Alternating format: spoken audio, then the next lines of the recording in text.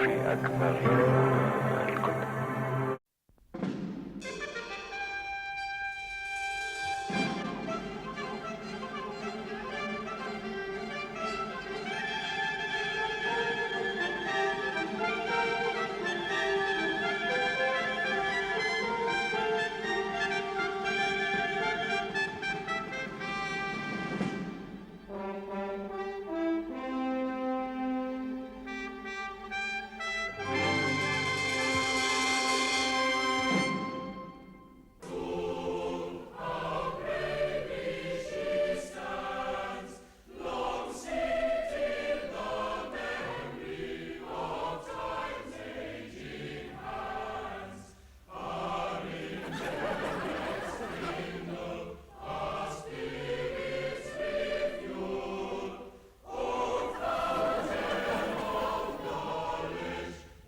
I had been at GRAYBRIDGE for 2 weeks, and the dour, forbidding place had produced such misery in my soul and fear in my mind as I had never known in my whole life. Everything about the place seemed designed to crush the soul and break down any reserve of pride I ever had. Thank you, Foster. Yes, please. Beating the headmaster was just one of those ghastly chores which produced such depression within me. Ooh, that's better. There was also the compulsory fight with the grizzly bear, which all new boys had to go through.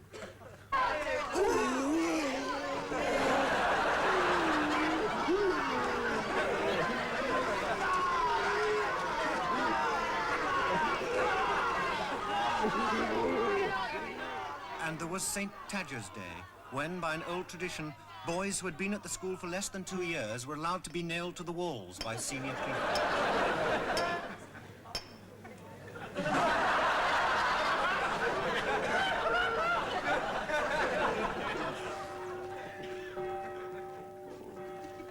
The days always began the same way. We were woken by Alsatians at 3:30, and after 2 games of football, we assembled for morning prayers in Big Hall. O Lord, we give thee humble and hearty thanks for this thy gift of discipline, knowing that it is only through the constraints of others that we come to know ourselves, and only through true misery can we find true contentment.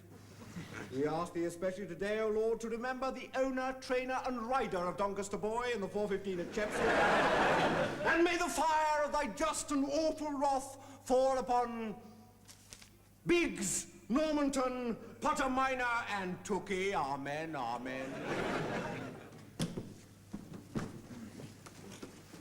It has come to my knowledge that certain boys have been helping masters to escape. Small parts of a glider have been found in the History Sixth Form library, and this must not repeat. How I longed to be able to hop like the second-year boys, and not to have to ask permission to breathe out after 10:30. And how I dreaded, as we all did, the sight of Grayson, the school bully. He had twice won the public school's bullying cup, and last year beat the extraordinarily vicious Ackroyd of Charterhouse at a kick-in of fags at the Hurlingham Club. Say, sorry, Grayson. You call me school bully. You miserable little tick.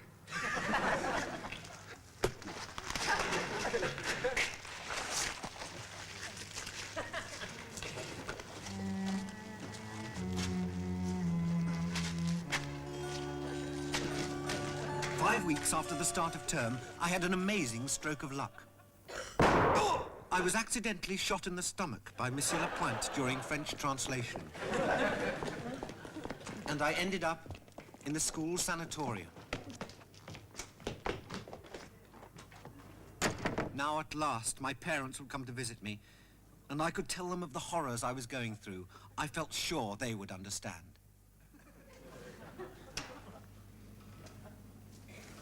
Hello, Mummy. Hello, Tomkinson. How are the wounds? Oh, not bad, not bad. Here, I brought you these. What are they? Shoe trees, dear. Oh, super. Where's Daddy? He's at the South Pole again, dear. Oh, lucky Daddy. I wish I could be there. Tomkinson. Yes, Mummy? He may not be back from the pole. You mean? Yes. He has a woman down there. Another woman, Mummy, besides you? I'm afraid so. He keeps going back there, you know. This is his 146th expedition. I never realized. I thought he was... Mapping the annual movement of the polar ice shelf. Yes, so did we all. Mummy, perhaps I should come home. No, I'm afraid you must stay here, Tomkinson. A nice gentleman has agreed to pay your school fees for 4 years, and the headmaster says you can stay on here free during the holidays. Oh, but Mummy... I'm afraid it's the only thing we can do, Tomkinson. I shall continue to send you cakes, of course. Oh, Mummy, please. I'm afraid I must go now, dear. I do hope the wounds heal up. Oh, for nothing, honestly, Mummy, please. Let me just come back. You coming, Ellsworth? Yes, Mr. Rogers. Tomkinson. Bye-bye, Mummy. I was shattered. I couldn't believe that my father would just go off like that with another woman. He was a homosexual for a start. From that moment on, I resolved to do everything in my power to escape from GRAYBRIDGE at the first opportunity. Well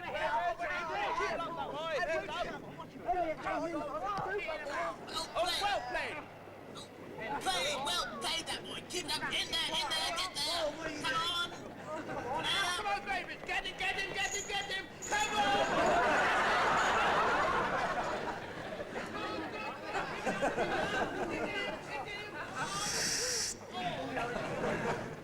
Well taken. Oh, well taken, Tomkinson. Well played, Tomkinson. Come on, Tomkinson, boy. Run. Well played, boy. Well played. Oh, played, Tomkinson?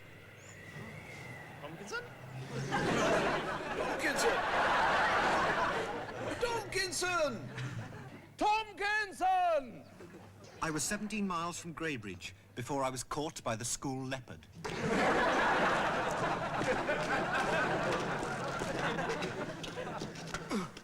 2 weeks later, I tried to get out disguised as a woman. Morning, Chaplain. But I was caught by Mr. Moody, the Spanish master.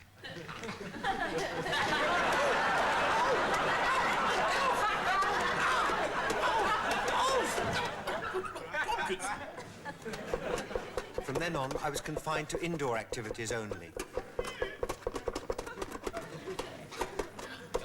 What are you boys doing, sir? Oh, that's rather good. Now, what's this now? Oh, yes. Good. What is that, Tomkinson? It's a model icebreaker, sir. It's a bit big for a model, isn't it? It's a full-scale model, sir. It's not a model if it's full scale, Tomkinson. It's an icebreaker. Yes, sir. It's good, isn't it, sir? It's got 3 engines, an enormous... No, that's not the point. That is not a model. There'll be a hell of a stink if this comes up at Speech Day exhibition.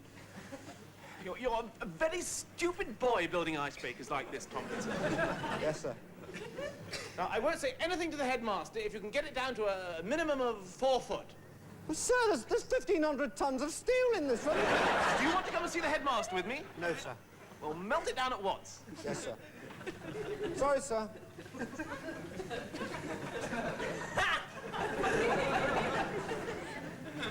There seemed no way I could escape from this prison. Daily, my depression and misery mounted, until one day, amongst the usual games announcements on the school notice board, something caught my eye.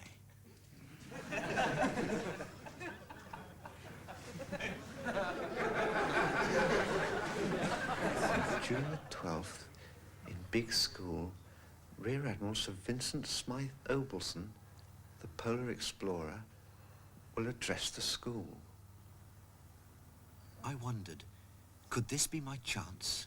For our school lecture this term, we are very fortunate to have secured the services of one of our most famous and distinguished old boys. The polar explorer, Rear Admiral Sir Vincent Smythe Obelson. Applause, applause!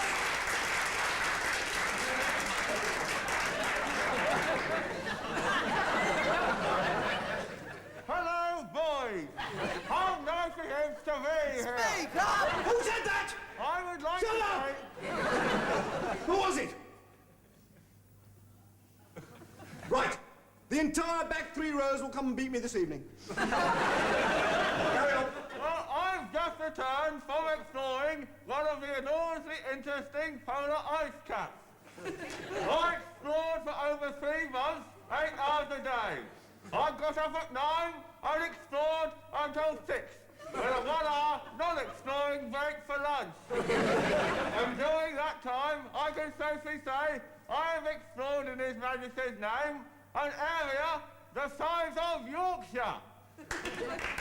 This area... Stop it! If the school refuses to show its appreciation spontaneously, I shall be forced to close it down instantly and burn selected boys. Wait! Is that clear? Right, go on. This area of polar ice cap I have called GRAYBRIDGE land. This was the moment I'd been waiting for.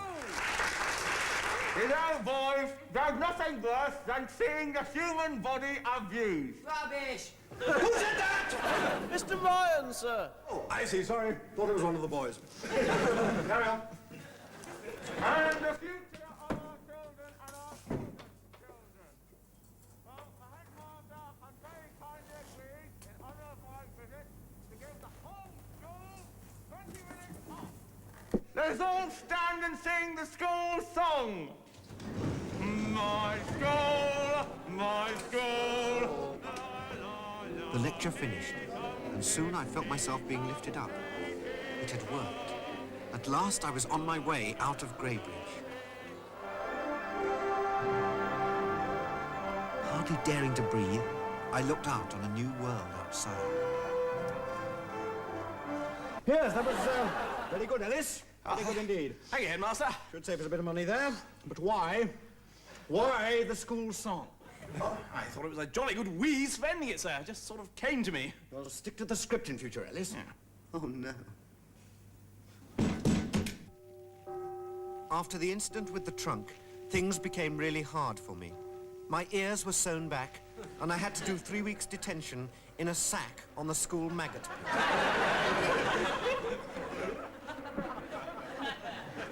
But for the first time, I became the centre of some attention at GRAYBRIDGE, and I found myself once again in the presence of Grayson, the school bully. In return for not hitting any of the masters, the head had allowed Grayson certain privileges, such as having unmarried Filipino women in his room, smoking opium, and having a sauna instead of prayers. He had just returned from a winter term cruise to South America and looked fit and well. Oh, Tomkinson. Oh, you appalling little creep. Yes, you really are the ugliest and most unpleasant little piece of vermin it's ever been my misfortune to encounter. I breathed a sigh of relief. At least he liked me. Now, some filthy little creeps in lower school have been telling me all about your escaping tricks. That's right, yes. Don't answer back, you snotty little oid. And don't you know that all escape routes from the school are managed by myself and the chaplain? No. Well, why do you think the chaplain's always laying gas mains and doing sewage work? I thought he liked it. Shut up, I'm talking. Of course he doesn't like it. He does it because I tell him to, and because I'm the only person he knows who's ever likely to get him an archbishopric. Is Mr. Hoskins going to be an archbishop? When he's finished digging. Trouble is, he thinks that it's going to be York or Canterbury, which is sad, really. Well, where is it? Soligorsk. It's in the Ukraine, it's bitterly cold and the food's unspeakable, but I can't help that. Anyway, the point is the chaplain has nearly completed a network of tunnels over 12 miles long. The last thing we need is for spotted little twerps like you... School bully.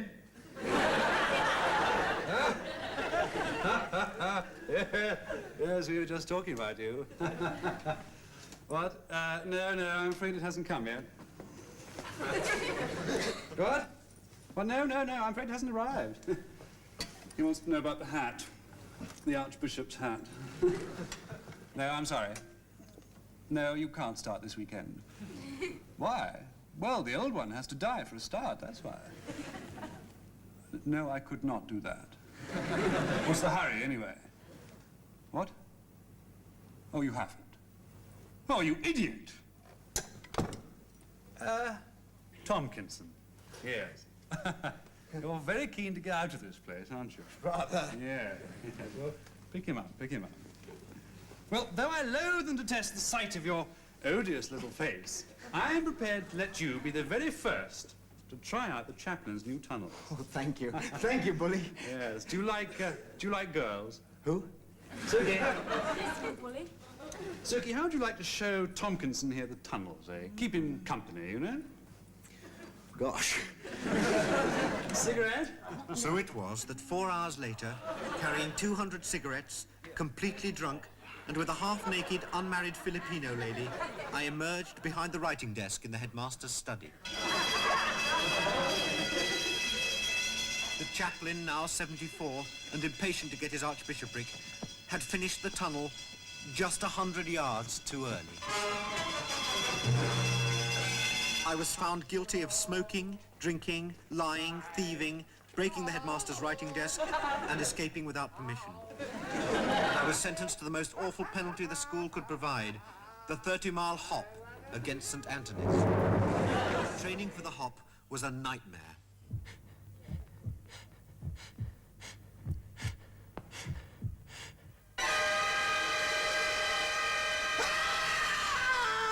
But after 3 weeks of these nightmares, we had a hopping team second to none. I'll never forget the day of the hop. The whole school was in a fever, mostly dysentery and beriberi, with a few cases of blackwater fever and scurvy amongst the older boys. Our opponents, St. Anthony's, a Buddhist public school in Yorkshire, were legendary hoppers. As soon as we were in line, Mr. Craffit, who was Gundy for the day, gave us each the traditional palfreys. Bloody for a palfrey. Hey! Tall laddie for a palfrey. Hey! Wee laddie for a palfrey. Hey! Ah! Medium-sized laddie for a great big palfrey. Hey! Thank you, Gundy. Good luck, Graybridge.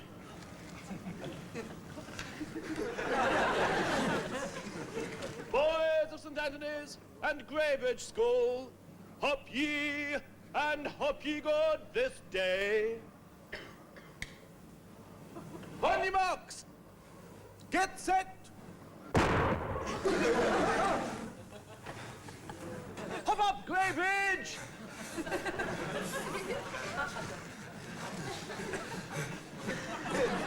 We all did our best, God knows, but we were severely weakened by our training and were no match for the St. Anthony's boys, many of whom had hopped internationally.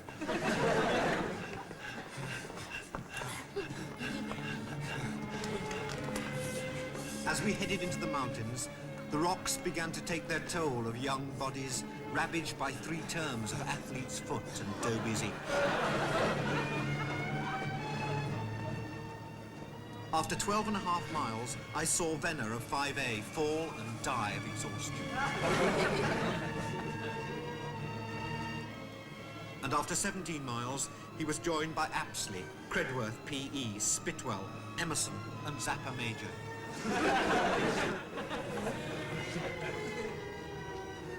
I knew that my own time would soon be up. On the 21st mile, a wave of darkness swept over me. I could go no further. This was it.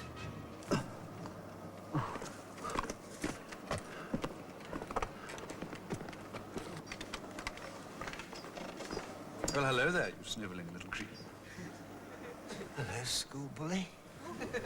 Look, you little toad, I'm sorry about getting you into this spot. Oh, the hop. It'll be all right, right? Well, of course it won't, you pathetic little twat. It won't last the course. Nobody from GRAYBRIDGE ever has. So I've got something here that might help a little bit. Now then, you just have a little sniff of that. What is it? Well, it's a sort of smelling salts. I just... Well, yes, you do. You just sniff it.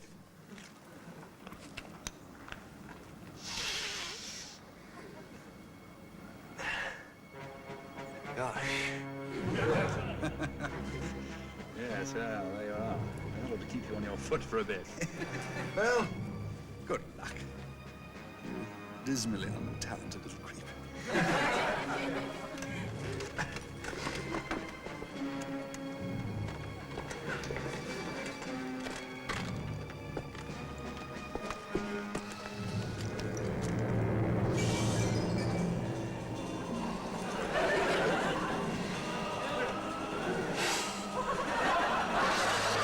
I didn't know what Grayson had given me.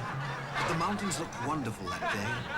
Huge grey-green monsters grappled with the black Satan-like demons of the cliffs and crags. I could hear sheep talking and the grass reciting poetry. My father always said Nansen was on something when he explored Greenland, and now I could understand it. I felt I could hop forever, anywhere.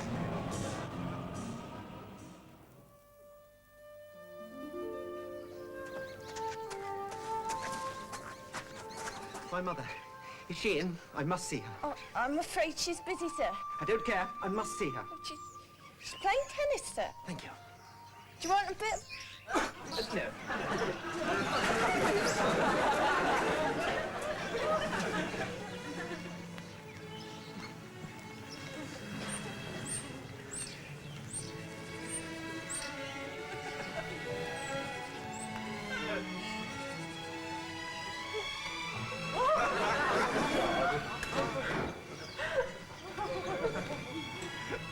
Mummy!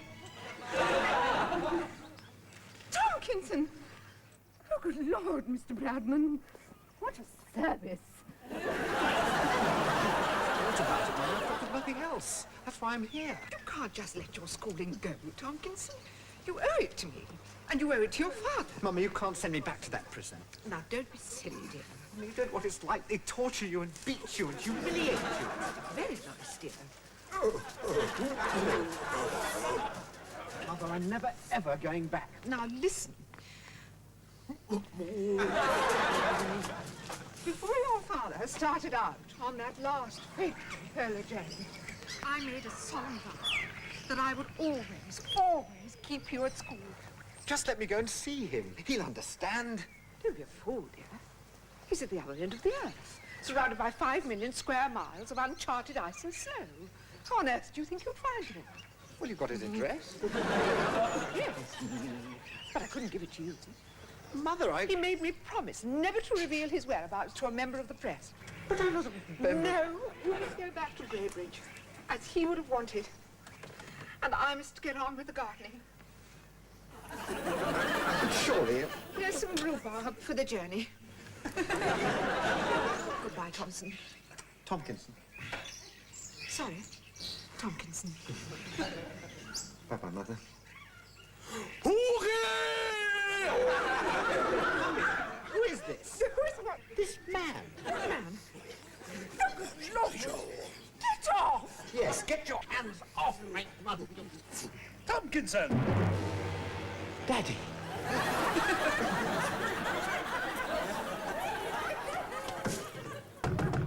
Enter. Sorry I'm late, Bully. I was detained in prayers.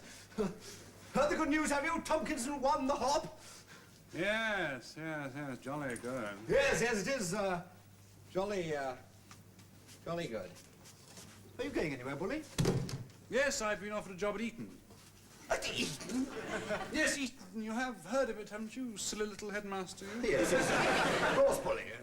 You see, their school bullies left to join the government. And they've offered me the job. It's £1,000 a year, meals sent up from London, a house in France during prep, and insurance cover on all boys damaged. I think it's very good. Look, Bully, you can't just leave like this, you know. I mean, parents send their boys to GRAYBRIDGE just to be bullied by you. Well, I'm afraid that's your problem, you scruffy little creature. Well, look, Grayson, let's not be hasty about this. Let's think about it. I mean, GRAYBRIDGE has got a good name for bullying. Well, you couldn't appoint somebody else easily enough.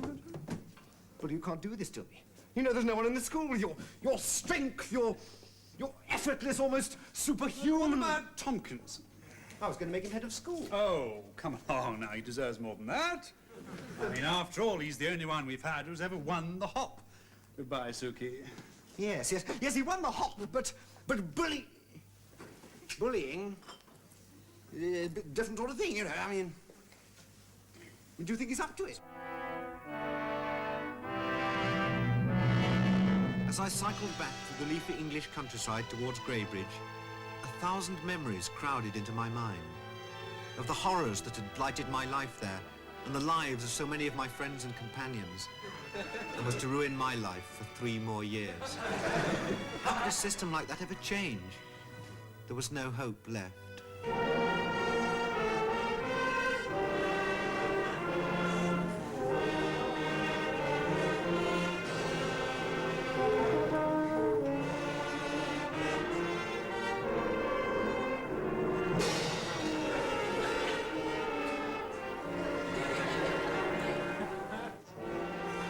Here he comes! Come on, boys. Down straight, come on.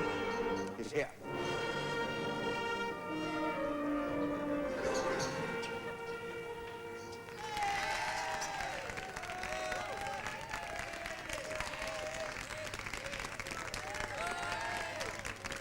At first, I couldn't believe what was happening.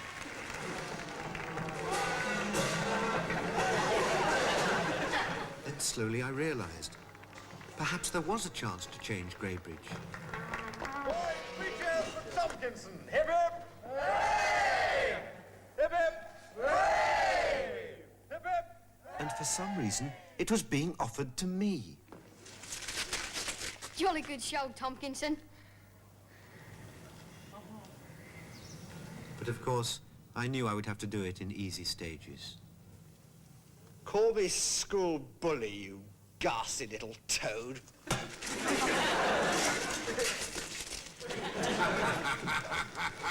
Jolly good, eh? I knew you'd make a go of it, Thompson. Tomkinson, cloth ears. Sorry, school bully. Let's all sing the school song. My school, how bravely she stands, long steeped in the memories